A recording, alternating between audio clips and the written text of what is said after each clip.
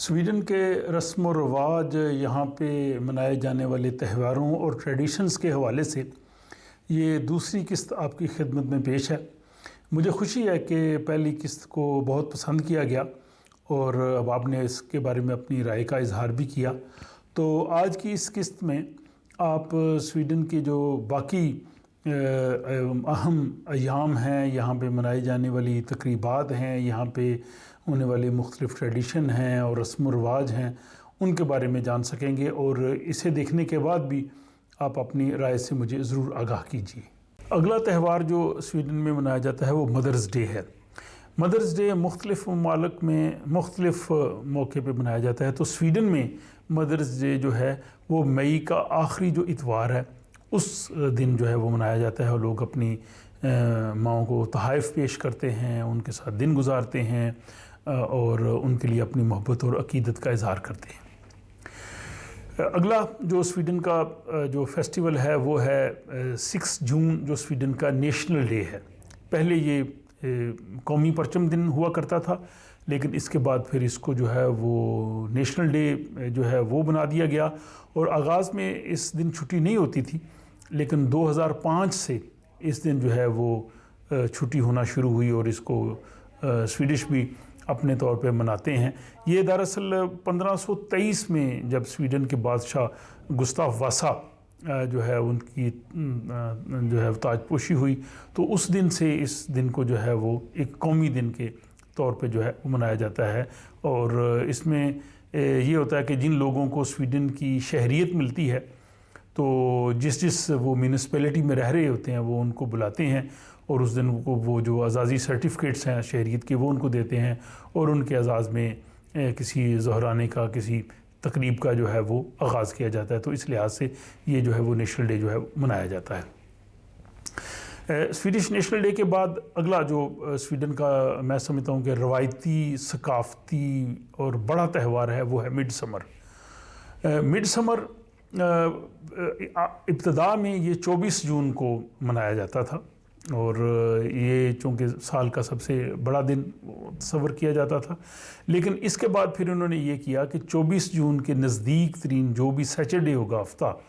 وہ جو ہے وہ مڈ سمر ڈے ہوگا، اور جو اس کی تقریبات ہیں وہ ایک دن پہلے یعنی وہ ایو پہ ہوں گی، اور اس حوالے سے جو ہے نا وہ اس کو جو ہے وہ فرائیڈے والے دن جو ہے یہ اس کی سیلیبریشنز ہوتی ہیں، بڑے کھلے میدانوں میں لوگ جاتے ہیں، اور وہاں پہ وہ میپو لیک انہوں نے مختلف پتوں پھولوں سے وہ بنایا ہوتا ہے، اس کے گرد جو ہے وہ گانے سمر کے گاتے ہیں، اور اس میں خاص قسم کے کھانے بھی پکائے جاتے ہیں، جس میں تازہ آلو اور ہیرنگ جو ہے سیل فش وہ، اور اپنے گارڈن کی جو تازہ سٹرابریز ہیں ان سے بنی ہوئی جو ہے وہ ڈیزرٹ وہ بنا کے، تو اس طرح سے اس کو بڑے خاص انداز سے بڑے جو ہے وہ پر مسرت انداز سے وہ مناتے ہیں۔ یہاں اسٹاک ہوم میں جو سکانسن جو سب سے بڑا اوپن ایئر میوزیم ہے، وہاں پہ اس کی بہت بڑی تقریب ہوتی ہے، دالانا میں اس کی بہت بڑی تقریب ہوتی ہے۔ اس طرح باقی بھی تقریباً ہر علاقے میں جو ہے اس کو بڑے اچھے طریقے سے مناتے ہیں، اور اس کو کہتے ہیں کہ یہ جو اس کی شام ہے وہ بڑی خوش بختی کا وہ دن ہے۔ اور کچھ لوگوں میں یہ بھی پرانی روایت ہے کہ اگر اس دن مڈ سمر کی شبنم اگر کہیں سے ان کو مل جائے، اور اس کو جو ہے وہ بہت سی بیماریوں کے علاج کے لیے بھی لوگ اس دور میں یوز کیا کرتے تھے۔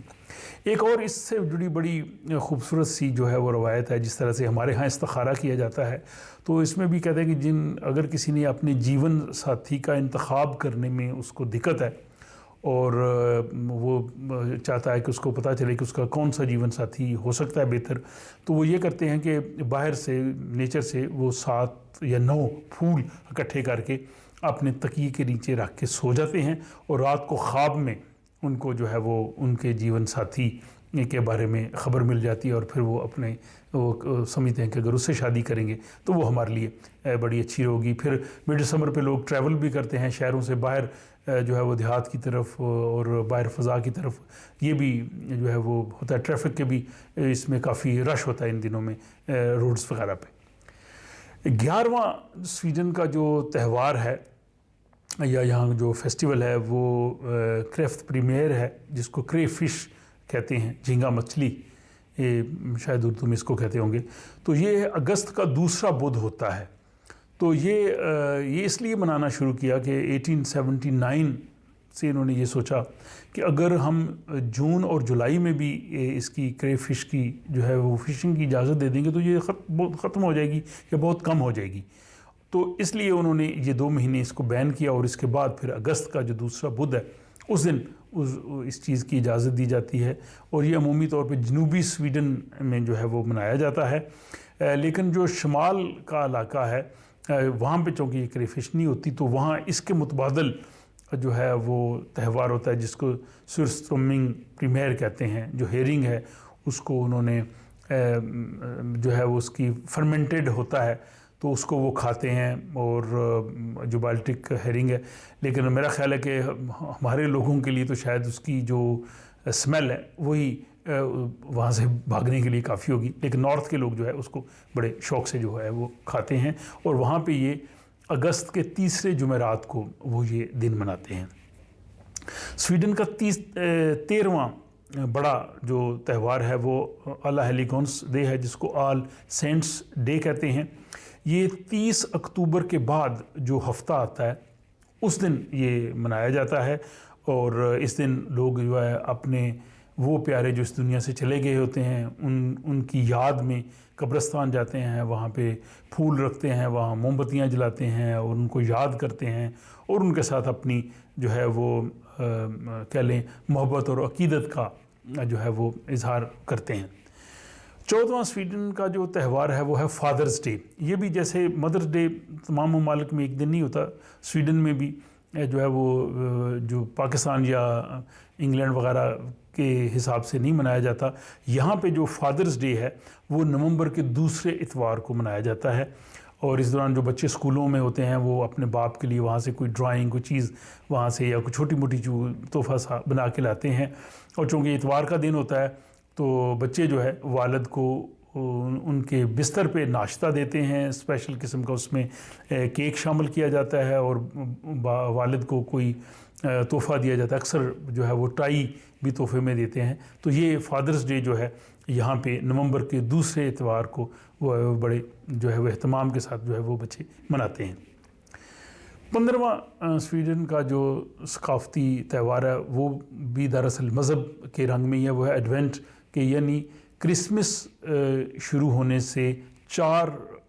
ہفتے پہلے جو پہلا اتوار آتا ہے اس دن وہ پہلی شمع موم بتی وہ روشن کرتے ہیں، اور وہ یہاں پہ وہ ملتے ہیں جن میں 4 موم بتیوں کی جگہ ہوتی ہے، تو ہر اتوار کو جو ہے وہ ایک موم بتی اس میں جلاتے جاتے ہیں، فرسٹ ایڈوینٹ، دوسرا، تیسرا، اور پھر وہ کرسمس کا انتظار کر رہے ہوتے ہیں کہ کرسمس کے آنے میں جو ہے وہ 4 ہفتے رہ گئے ہیں۔ کرسمس سے قبل ایک اور سویڈن کا بہت بڑا تہوار ہے، جیسے مڈ سمر میں سمجھتا ہوں سویڈن کا ایک ریئل یہاں کا کلچرل تہوار ہے، دوسرا ہے لوسیا۔ لوسیا یہاں باقی جو ہے وہ اسکینڈینیوین کنٹریز ان میں بھی منایا جاتا ہے، اور اٹلی میں بھی منایا جاتا ہے، اور یہ جو سینٹ لوسیا ہے ان کی یاد میں منایا جاتا ہے، جنہیں سن 304 میں رومنز نے ان کے مذہبی عقائد کی وجہ سے جو ہے وہ مار دیا تھا۔ وہ ایک پاکیزگی کی، تقدس کی علامت ہیں۔ سویڈن کے اسکولوں میں، تعلیمی اداروں میں، ایون دفاتر میں جو ہے وہ بڑے اہتمام کے ساتھ لوسیا کو منایا جاتا ہے۔ اس میں جو ایک لڑکی اس کو لوسیا بنایا جاتا ہے، اس کے سر پہ ایک تاج رکھا جاتا ہے، اس کے ساتھ باقی اس کی سہیلیاں ہوتی ہیں اور اس کے ساتھ لڑکے بھی ہوتے ہیں جو گیت گا رہے ہوتے ہیں، سفید لباس میں ملبوس لڑکیاں کا جلوس چلتا ہے جن کے سروں پہ شمعیں ہوتی ہیں اور کچھ نے ہاتھوں میں شمعیں پکڑی ہوتی ہیں، اور اس کے بعد پھر وہاں پہ جو ہے وہ اسپیشل قسم کے جو بن ہیں جو زعفران سے بنے ہوتے ہیں، لوسی بولر جن کو کہتے ہیں، لوسیا بن، وہ اور دارچینی کے بسکٹ اور گلوگ ایک اسپیشل جو بیریز کا ڈرنک ہے، وہ اس طرح کی چیزیں جو ہے وہ دی جاتی ہیں، اور یہ جابس پہ بھی جو ہے وہ سیلیبریٹ کیا جاتا ہے، اور اسکولوں میں، ڈے کیئرز میں، ہر جگہ لوسیا جو ہے وہ پورے اہتمام کے ساتھ یہ 13 دسمبر کو ہر سال ہوتا ہے۔ اس کا دن جو ہے وہ ڈیٹ فکس ہے، دن نہیں، تو 13 دسمبر کو ہر سال جو ہے وہ لوسیا منائی جاتی ہے۔ उसके बाद जो बहुत बड़ा त्यौहार जो पूरी दुनिया में मनाया जाता है, स्वीडन में भी इसी तरह से क्रिसमस जो है वो उसकी तकरीब होती है। लेकिन ये क्रिसमस तो 25 दिसंबर को है, लेकिन स्वीडन में इसकी जो सेलिब्रेशंस हैं जो फैमिली लेवल्स पे होती हैं, लोग इकट्ठे होते हैं या वो खाना खाते हैं या जो तोहफ़े देते हैं, तो वो एक दिन कबल यानी 24 की शाम को, जिसको यूल ऑफ्टन यहाँ पे कहते हैं, क्रिसमस ईव, उस दिन जो है वो तोहफे खोल लेते हैं। तो यानी स्वीडिश हर काम जो है वो बाकी दुनिया से एक दिन पहले या जो शाम होती है उस दिन कर लेते हैं। तो क्रिसमस की शाम जो एक दिन पहले ही 24 की शाम को यहाँ पे सेलिब्रेशंस हो जाती हैं, और फिर 25 को तो लोग फिर आराम ही है वो करते हैं। उसके बाद स्वीडन की एक बहुत बड़ी जो त्यौहार जो बाकी दुनिया में भी है वो है न्यू ईयर। तो न्यू ईयर की भी यहाँ पे छुट्टी होती है। न्यू ईयर को बड़े अच्छे अंदाज से मनाया जाता है। और नेक्स्ट जो आखिरी इसी सिलसिले की कड़ी है वो 6